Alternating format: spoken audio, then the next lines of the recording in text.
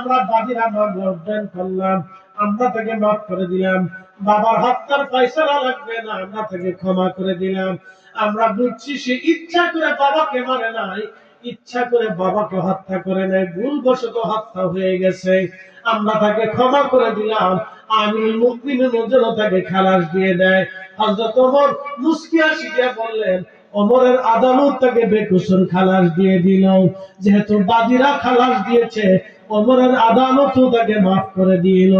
একবার জোরে জোরে বলা যাবে কি আল্লাহু আকবার। এরকম আদালত আছে না?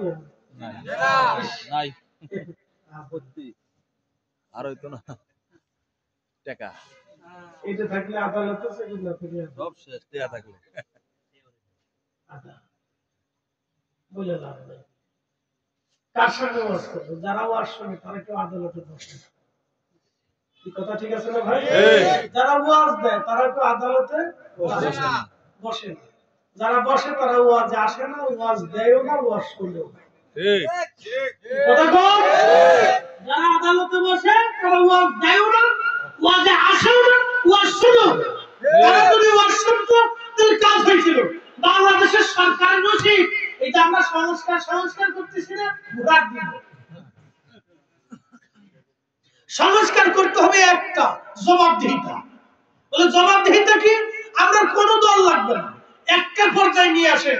প্রত্যেক সপ্তাহে মাস শেষে বাইতুল মুকাররমে দাঁড়াইয়া যিনি প্রধানমন্ত্রী হবেন, রাষ্ট্রপতি হবেন, প্রধান উপদেষ্টা হবেন, তিনি বাইতুল মুকাররম মসজিদে লক্ষ লক্ষ মানুষের সামনে দাঁড়িয়ে তিনি রাষ্ট্রের হিসাব কষে দিয়ে দিয়েছেন। হিসাব দিতে পারে। প্রত্যেক ডিসি সাহেবকে বলেন সে যেন জেলা মসজিদে দাঁড়ায় হিসাব দেয়। প্রত্যেক এসপি সাহেবকে বলেন সে জেলা মসজিদে দাঁড়ায় হিসাব দেয়। প্রত্যেক টিওকে বলেন, প্রত্যেক থানা প্রধানকে বলেন, উপজেলা চেয়ারম্যান, উপজেলা এমপি কে বলেন থানা মসজিদে দাঁড়ায় করে হিসাব দিয়ে দেয়। পুলিশ আসবে আল্লাহ কি কথা বলেন না কেন? এতে কোন সংস্কার হয়ে গেছে? কি হয়ে গেছে? ওসি সাহেবকে বলেন থানার দাঁড়ায় সে হিসাব দিয়ে দেবে কোন মামলা কোন দিকে কোনটা কয়টা নিচে বসে।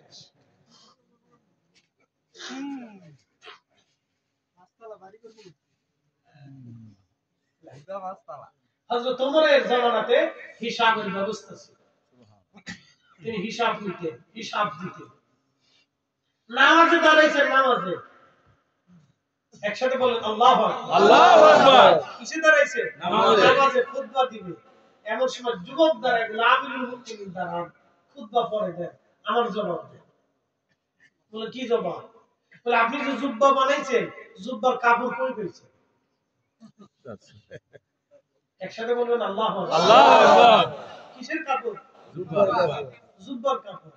তখন ওমরের জন্য বাইতুল মাল থেকে একটা কাপড় বরাদ্দ ছিল, সেটা দিয়ে জুব্বা হয় না, অর্ধেক হয়, অর্ধেক হয়। এতটুকু কাপড় বরাদ্দ। তারা পৃথিবী দখল করছে, পৃথিবীর বাদশা ছিল। তাদের নাম শুনলে পার্সিয়ান ও রোমানরা থরথর করে কাঁপত। আল্লাহর রাসূল একদিন আমাদের সাহাবায়ে কেরামের সামনে দাঁড়িয়ে নবীজি আশ্চর্য হয়ে বলতেছিলেন, সাহাবীরা আমার এমন এক জামাত উম্মত আসবে তারা কাফিরদের সামনে মাথা নত করবে। আমার এক জামাত উম্মত আসবে তারা কাফিরদের সামনে মাথা নত করবে। সাহাবায়ে কেরাম আশ্চর্য হয়ে বললেন, ইয়া রাসূলুল্লাহ, তারা কি আমাদের থেকে সংখ্যায় কম হবে? সেদিন তো মাত্র 1.5 লক্ষ সাহাবী ছিল। কত লক্ষ? 1.5 লক্ষ।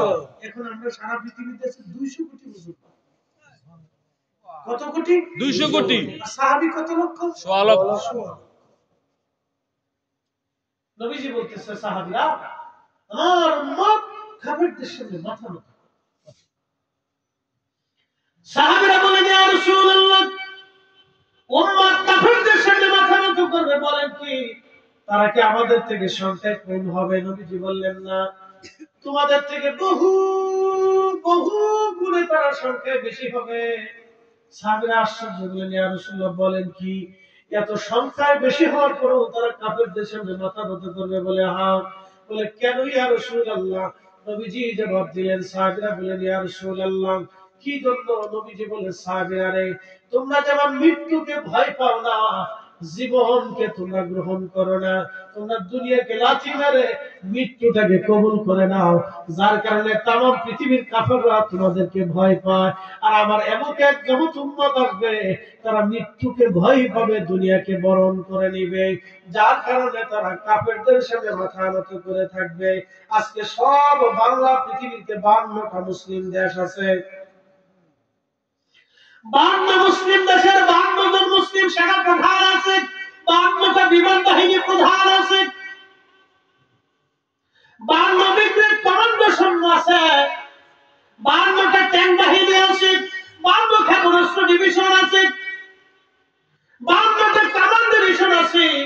প্রত্যেকটা ডিভিশনে সেনা বাহিনীর প্রত্যেকটা ডিভিশন 52টা করে আছে, 52টা রাষ্ট্রপ্রধান আছে, 52 জন প্রধানমন্ত্রী আছে, রাষ্ট্রপতি আছে, 52